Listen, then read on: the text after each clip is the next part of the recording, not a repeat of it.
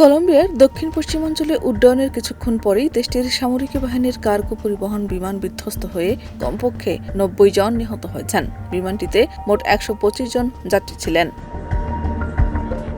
২৩ March কলম্বিয়ার পুতুমায়ো বিভাগের Puerto লিগুইজামো শহরের কাছে ঘটেছে এ দুর্ঘটনা। পুয়ের্তো লিগুইজামো শহরের মেয়র লুইস এমিলিও বুস্টোস স্থানীয় সংবাদ মাধ্যমগুলোর উদ্দেশ্যে দেওয়া এক বিবৃতিতে বলেন, এটি খুবই দুর্ভাগ্যজনক ঘটনা।